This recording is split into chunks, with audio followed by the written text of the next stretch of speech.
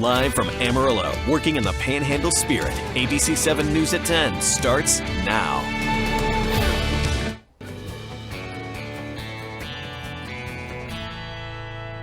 Good Tuesday evening, everyone. Taking a look at the Skycam there in Follett, Texas. You can see some of those severe warning storms up in the Oklahoma Panhandle. A really big, well-defined shelf cloud ahead of this storm. That's a very good sign that there's some strong winds associated with that severe warning storms, capable of some 70-mile-an-hour winds and up to some half-dollar sized hail. Again, that storm is very active with lightning as well, and also producing some prolific rain rates. Talking about rain rates anywhere from 3 to 4 inches per hour. Here's a quick look at the Viper radar. Again, you can see this is that tail end Charlie storm, basically the one that's on the far south side of that line of convection over in southwest Kansas. Forgan seeing some heavy rain right now. Hooker, Oklahoma has seen as much as 3 to 4 inches of rain in some localized areas there. And then here's a look at that severe weather outlook. Slight risk through the rest of tonight. Mostly should stay in the Oklahoma Panhandle.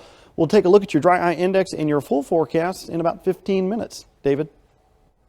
At least one person has died in the wildfires in New Mexico that have burned more than 20,000 acres and forced the evacuation of the entire village of Ruidoso. Reporter Harrison Parker with our Sinclair station in El Paso spoke with some of those who've left their homes behind. Within 2 hours, it looked like it exploded. It looked like apocalyptic. Oh, there was flames. It was probably 20, 30 feet tall coming through the woods. Looked like a train coming across the road. You know, flames flying across and starting fires on the opposite side of the highway and stuff like that. These residents say they've been in an information blackout since the fire disrupted phone and internet service. So we don't even know what's going on, where the fire is actually located. Roy Jackson says his elderly parents and his wife were stuck at their home after his wife's car broke down. And they're sending an officer up there to do a welfare check on them to see, you know, if they're okay and stuff. I'm about ready to fall apart, actually. This is bad because the big part of the fire was over by our house, and I don't even know if our house is left yet. Now, the Clovis Fire Department and the Clovis-Curry County Emergency Manager are helping fight the fire in Ruidoso.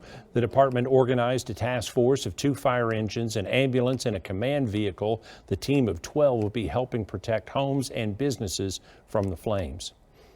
A drunk driver is headed to prison for 10 years for causing a crash that killed a woman in Amarillo. A Potter County jury convicted Michelle Chavez of intoxication manslaughter and intoxication assault. The crash happened back in 2020 when Chavez ran a red light at Washington and Wolfland and hit a car with 4 people in it. Rhonda Stevenson was killed. Another woman suffered extensive injuries. Chavez told police she was on her way home from a bar. Her blood alcohol level was nearly 3 times the legal limit. After her prison terms ends, she must serve 10 years probation on the intoxication assault charge. It's primary election night in Oklahoma. We're following 4 races of interest, a 4-man race to be the Beaver County Sheriff. There will be a runoff between Scott Mitchell and Sean Campbell, so ignore the check mark there signifying a winner. No one received 50% plus 1. Moving to Cimarron County, Tanya Wood and Clint Twombly are the candidates, and Twombly easily winning there with 77% of the vote. The Republican primary for Congress District 3, Frank Lucas is the longtime incumbent, facing challengers Darren Hamilton and Robin Lynn Carter. Lucas won easily with 73% of the vote. There are no Democrats running, so Lucas has earned another term in Congress. And for State Senate District 27, the incumbent Casey Murdoch taking on Cody Anderson, and Murdoch wins there in a tight race. Tonight, police are looking for at least one shooter for causing terror in a South Amarillo neighborhood. The suspect randomly selected cars to shoot at as they drove down the street. ABC 7's Jose Acala has the latest on the investigation. For most of the day, a heavy police presence at the Windtree Apartments near 37th and Coulter. Just before 11 Monday night, someone randomly shot at vehicles in the area. 4 people injured, 6 vehicles damaged. But this one is particularly concerning. It makes me nervous because it is random. This is kind of an all-hands-on-deck investigation for us. Police Chief Martin Birkenfeld saying they don't know if there is more than one shooter, what type of gun was used, or what caliber bullet. He wouldn't say if there were shots fired from the apartment complex. We've got a wide search area, and certainly those apartments are within the search area that we're looking at. Tuesday evening, we saw police still at work gathering bags of evidence from one apartment and digging a bullet out of a tree. Is there still a continued threat to the community, you think? It would be prudent to say yes, because we just don't have a suspect in custody. And so I wish I could be more specific and say there's a particular area or there's a particular way we can identify where the threat would be, but I can't. And I don't want to cause panic by any means, but at the same time, what I would encourage is if you do hear shots fired, call us. Birkenfeld says they very much need information. If you have video from that area, police are asking you share it with them. There's a link on our website, abc7amarillo.com. Police also want to hear from you if you know anything that could help. In Amarillo, I'm Jose Alcala, ABC7 News. The City of Amarillo's Transformation Park project to benefit the homeless got a big financial boost today. ABC7's Reagan Lopez shows us how a generous donation will help bring hope to those who are seeking a better life. The Church of Jesus Christ of Latter-day Saints donated $500,000 to Transformation Park. The donation will be used to build several small cabins. East Stake President Chris Monsiváis says it was an act of faith. We saw this as an opportunity to give back to the community in a meaningful way and to live the gospel of Jesus Christ. Executive Director of Transformation Park, Mark Zimmerman, says this donation will help build 25 new cabins, leaving them just 10 short of their goal. 45 total of these, 16 in our next phase, another 12 on top of that in our family unit. And then who knows after that? We're looking for more land to where we can continue to add on to this community. Zimmerman says they want to decrease the homeless population and help them become self-sufficient. Statistics show only about 30% choose that lifestyle. 70% may have made a bad choice that got them into that lifestyle. But if you were to ask them, do you want to live in a cabin like this off the streets? They'd say, of course I do. And so those are the ones that we are looking to help give not just a handout, but to give really truly a help up. Monsiváis believes donating to Transformation Park was the right choice to make a difference. You know, it's always hard when you're in need to reach out and ask for help. So it's good to support programs that help individuals that are in that scenario, and to support a good program that will be there for the long term. And this program we saw is one that would be well staffed, backed by the city. We could count on it to be there for years and years. The park is scheduled to be completed by next spring. To donate, visit mytransformationpark.com. Reporting in Amarillo, Reagan Lopez, ABC7 News. In agriculture news, harvesting grain wheat in the Texas Panhandle is off to an earlier start than usual, about 2 weeks, thanks to this spring's rainfall and favorable temperatures. Producers are reporting yields are above average for grain wheat this year. Unfortunately, the price is going down in the futures market. Some analysts blame it on the strength of the U.S. dollar, making it more expensive to export, along with news that Russia is expected to fulfill its export commitments despite recent crop losses from frost.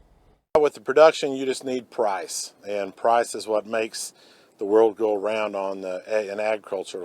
So yeah, a good bump in the price would be helpful, but that can change pretty quick. If new export markets open this year, that may help drive up the price for grain wheat. In crime news, Wonderland Amusement Park and Amarillo police are not amused by the actions of a burglary suspect. On June 11th, an unknown man burglarized multiple buildings at the theme park. He left with several credit card terminals.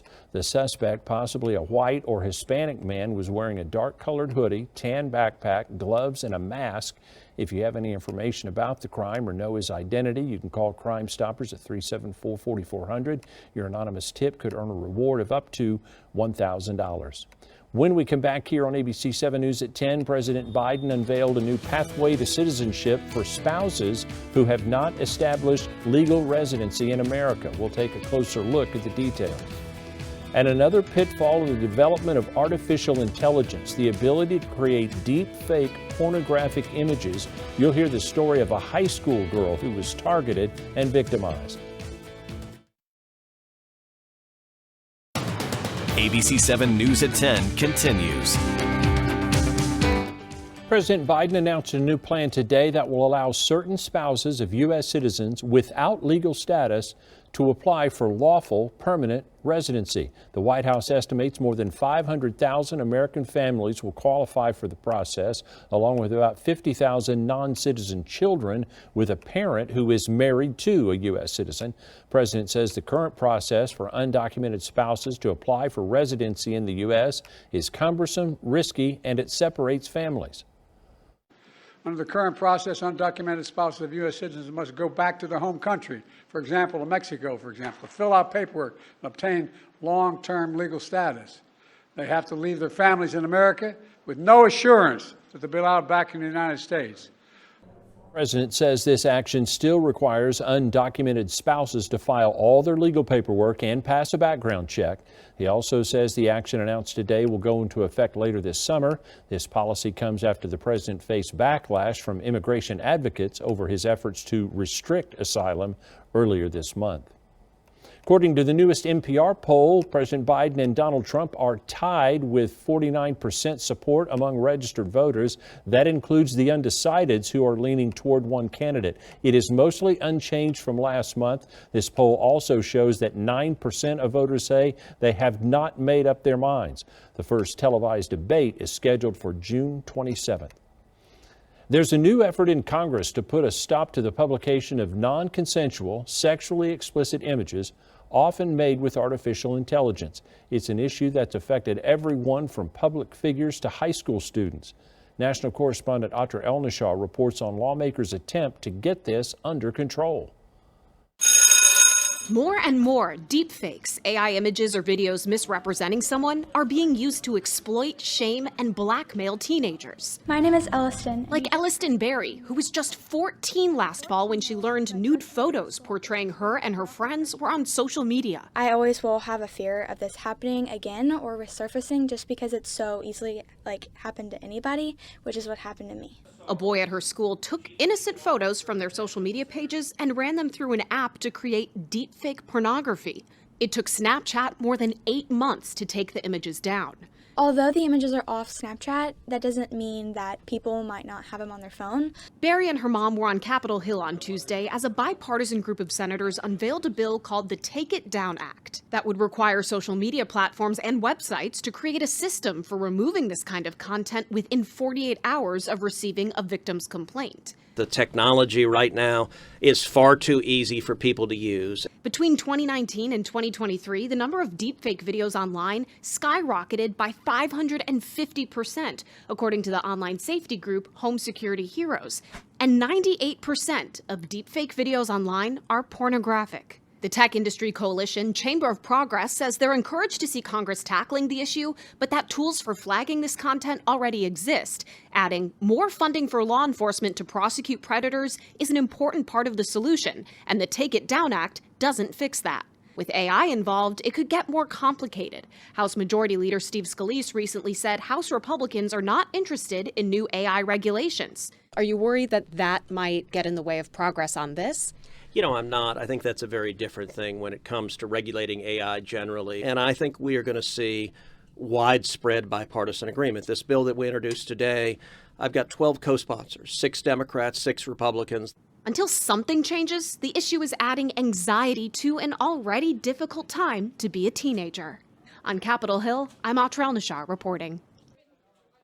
I'm Jeff Harris in Washington. The extreme heat doesn't just impact you physically, but also mentally. We explain why you may be feeling more stressed and how you can cope coming up.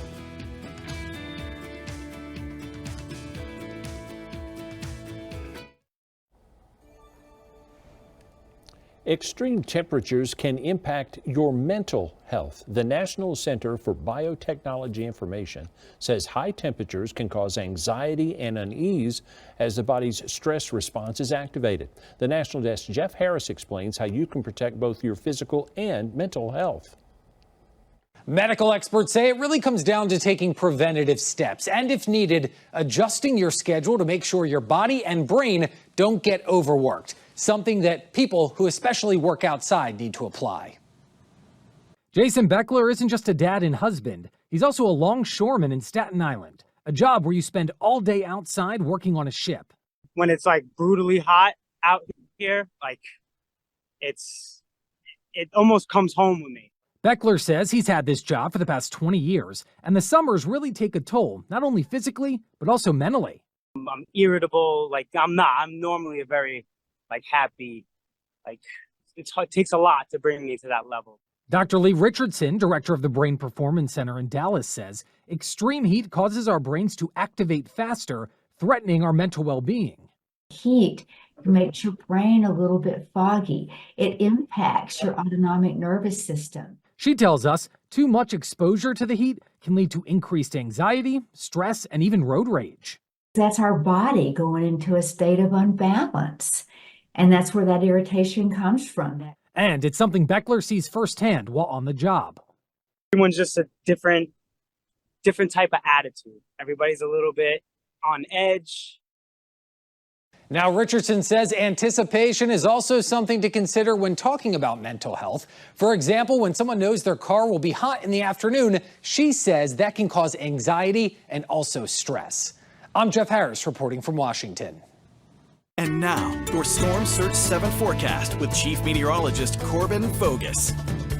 Good Tuesday evening, everyone. Taking a look at the sky cam there in Follett. You can see again a really well-defined shelf cloud from some of those severe warning storms up in the Oklahoma Panhandle. Again, very frequent lightning as well with these storms. Again, we're also dealing with some prolific rain rates. That shelf cloud, a very good indicator. You can even see maybe some dust and some scud out there underneath it.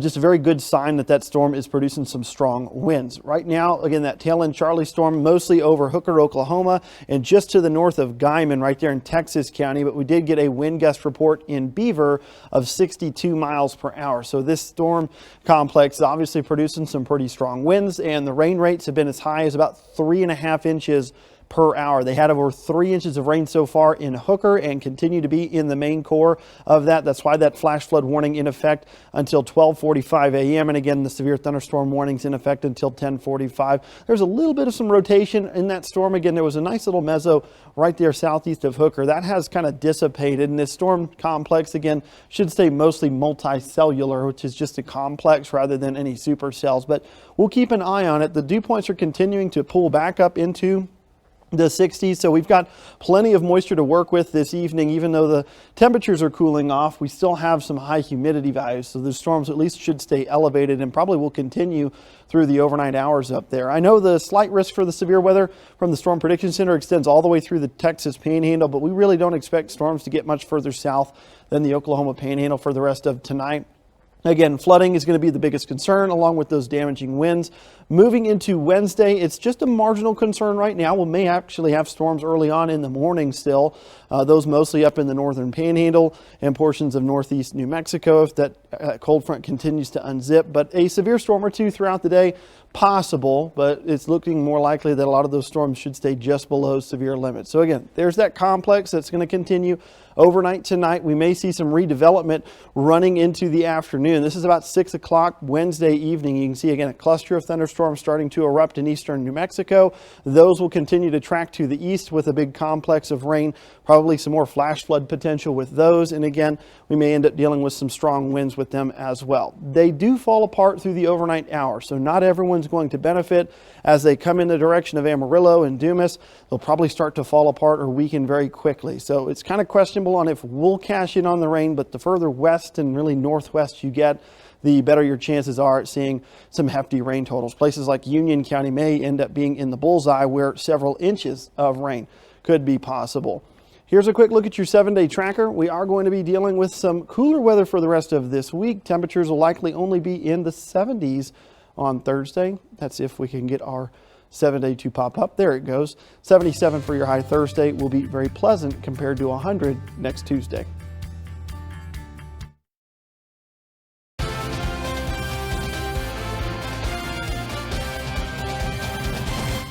Hello everyone, Hospitals back home opening the final first half series against San Antonio. Saudis also added 4 players, 3 up from High A, 1 down from AAA, and looking for momentum this week before going into the second half of play. It was pointy boots night over at Hodgetown. The Saudis were already down 2-0 bottom of the first, but after a double by Giancarlo Cintron, A.J. Vukovic, who had a big night, 3 RBI, 3-run score. This is a double that brings home run, just missed a homer. And then cleanup hitter Matt Beatty serves one literally into right field. That single will score Vukovic, game tied at 2. From there, we go to the second inning. The Saudis' bats go bonkers.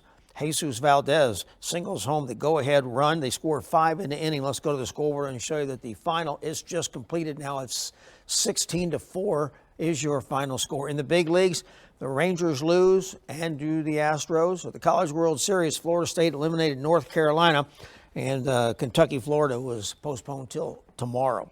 All right, now golf. We can tell you that we are closing in on the 55th ASCO Tall Tower Open. Right now, flights being arranged. You still have time to enter. If you haven't, you have until 6 p.m. tomorrow. There you see how to do it. You can go to that thing you see on your screen. You can go to Ross Rogers, or you can go to our website on the next page. Thanks to our sponsors, ASCO Equipment Company, we here at the station, Budweiser, Michelob, Dyers for food on the weekend, Insurica for the hole-in-one prize money, the City of Amarillo, Ross Rogers Golf Course. The tournament will benefit the Texas Panhandle 100 Club. Here's the host pro to tell you what's up for grabs. You know, as always, there's lots going on this golf tournament, not just the competition for first through sixth in each flight. We have, you know, prizes for closest to the pins, long drives, longest putt holes, bullseye holes. There's a prize on Saturday on all 36 holes. And then on Sunday, we play for a nice Sterling cut mug with the logos on it for those special hole prizes. So there's always, you know, if you don't play good, you still have a great chance to win something. All right, final notes. Jed Anderson's been named the baseball coach at Canyon. He's been in the CISD since 2018 as an assistant baseball coach and defensive coordinator for football. The sad item tonight in baseball, Hall of Famer Willie Mays, one of the greatest players in history, died at the age of 93. The Say Kid, all over the record books, of course, and he would have even better numbers, but he served 2 years in the Army during the Korean War. And as you just saw, the Edmonton Oilers beat Florida, and they are forcing a Game 6 of the NHL Finals. That'll be here on Friday night up in Edmonton. All right, that is sports. We'll have more after this timeout.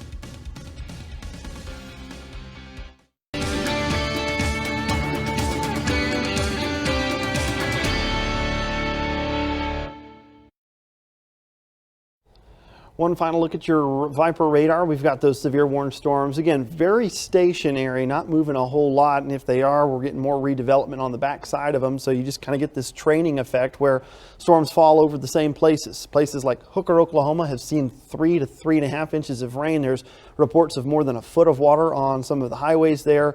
So just make sure that you are avoiding those flooded streets if you can. Don't drive through them. It only takes 12 inches of water to sweep a car off the road. Those are set to expire at 10:45 p.m. if we don't get a new warning behind them. Here's our 7-day tracker. We're going to have about a 20 to 40% chance of rain, just depends on the day here in the Amarillo area. Definitely not a guarantee. I think tomorrow night will be our best chance over the next week.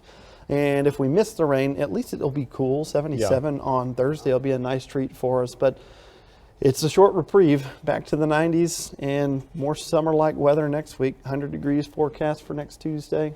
Yikes. We're ready for it. Thanks for being here for ABC 7 News at 10. We're always online at abc7amarillo.com. Daybreak crew will be here at 4:30. We'll see you tomorrow night.